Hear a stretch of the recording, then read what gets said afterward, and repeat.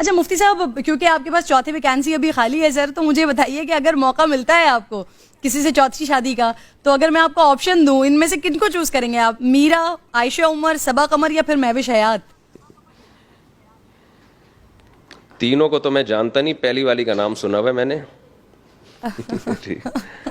تو میں تو دیکھیں جی جی مولانا ٹائپ کا آدمی ہوں میں، تو ظاہر ہے پردہ، نماز، ان سب چیزوں کو ترجیح دوں گا سب سے پہلے. تو ان میں سے جو شرعی پردہ کرتی ہو، 5 ٹائم کی نماز کی پابند ہو، تو مجھے بتا دیں. ویسے سرحد پار ایسا بھی ہوا ہے، مفتیان کرام نے کچھ میڈیا انڈسٹری کی خواتین سے شادی کی ہے اور پھر ان کو باپردہ بنا دیا ہے. دیکھیں باپردہ بنانا اتنی ٹینشن، اب میں پہلے اتنی ٹینشنوں میں گھرا ہوں، مجھے تو ریڈی میڈ چاہیے باپردہ. ٹھیک ہے، ریڈی میڈ نمازی جی، ٹھیک ہے. اچھا، بنانے کی ٹینشن کا ٹائم نہیں. صحیح. علامہ صاحب، اب ویسے عالم بننا مشکل ہے یا وہ شوہر جس کی بیگم خود تعریف کرے؟ ہمارے والد صاحب ایک لطیفہ سنایا کرتے تھے کہ ایک خاتون، ایک صاحب بزرگ تھے، ان کی وائف ان کی تعریف نہیں کرتی تھی، ساری دنیا ان کے ہاتھ چومتی تھی اور بڑی بڑی کرامتیں ظاہر ہوتی تھیں ان کے ہاتھوں سے، لیکن ان کی بیگم کو جب پتہ چلتا وہ کہتی ہیں ایسی فراڈی ہے. تو بڑے جھنجھلا جاتے کہ یار بیوی نہیں مانتی، باقی ساری دنیا مانتی ہے. تو ایک دن انہوں نے بھیس بدل کے کرامت دکھائی. وہ بھیس بدل کے گھر کے باہر گئے اور ہوا میں اڑتے ہوئے اپنے مکان کے صحن میں سے گزرے. تو ان کی بیگم نے دیکھا، واہ بھائی واہ، یہ تو کیا بزرگ ہیں جو ہوا میں اڑتے ہوئے جا رہے ہیں. تو جب وہ گھر میں آئے تو ان کی وائف نے کہا کہ دیکھیں بزرگ اس کو بولتے ہیں، ایک آپ ہو، ایک بزرگ یہ ہوتے ہیں کہ ہوا میں اڑتے ہوئے گزرے میرے سامنے. تو وہ بیچارے بڑے خوش ہوئے اور کہنے لگے بیگم وہ میں ہی تو تھا. تو کہتی ہیں اچھا، جبھی تھوڑے ٹیڑے ٹیڑے سے اڑ رہے تھے سیدھے نہیں تھے. تو انسان گھر کے باہر ہیرو ہوتا ہے، گھر میں کوئی ہیرو نہیں ہوتا. ایک انگریز نے لکھا ہے کہ صرف محمد صلی اللہ علیہ وسلم کی شخصیت ایسی تھی، یہ آپ کا معجزہ تھا، یہ آپ کی ایک کمال تھا کہ آپ گھر کے باہر بھی ہیرو اور گھر میں بھی ہیرو. تو بیگم سے کے زبان سے اپنی تعریف نکلوانا اونٹ کو رکشے میں بٹھانے سے زیادہ مشکل ہے. صحیح. اچھا مجھے یہ بتائیے مفتی صاحب، آپ 4 شادیوں کی سر بات کرتے ہیں، سر پہلی بیوی کے ہوتے ہوئے دوسری شادی نہ کرنا بھی تو سنت ہے؟ دیکھیے سنت اس عمل کو کہا جاتا ہے جو رسول اللہ صلی اللہ علیہ وسلم نے بطور دین کے کیا ہو، دین کے طور پر.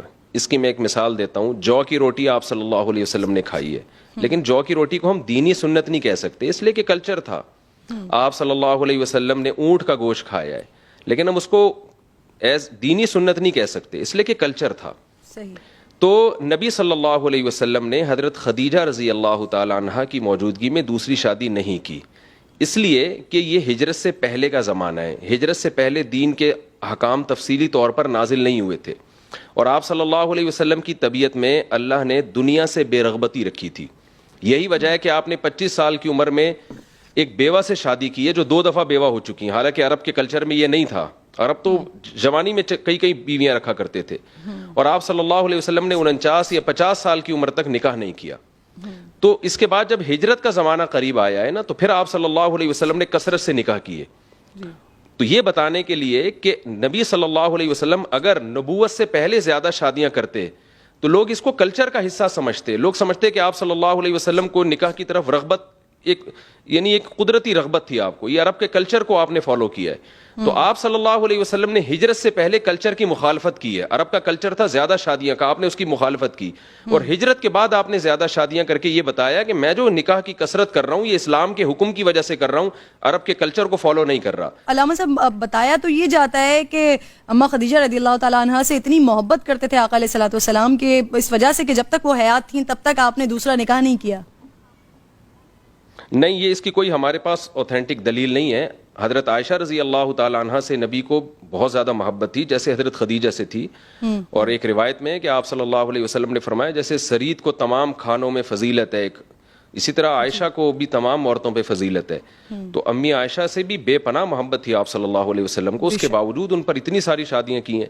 یہ قرآن کی جو آیت ہے نا، یہ جو لوگ سوال کرتے ہیں کہ یار میری پہلی بیوی میں خرابی کیا کہ میں دوسری شادی کروں، یہ بالکل ایک غلط اعتراض ہے. قرآن کے الفاظ ہیں فَانكِحُوا مَا طَابَ لَكُم مِّنَ النِّسَاءِ مَثْنَىٰ وَثُلَاثَ وَرُبَاع، جو عورتیں تمہیں پسند ہو ان میں سے 2 3 4 سے کرو.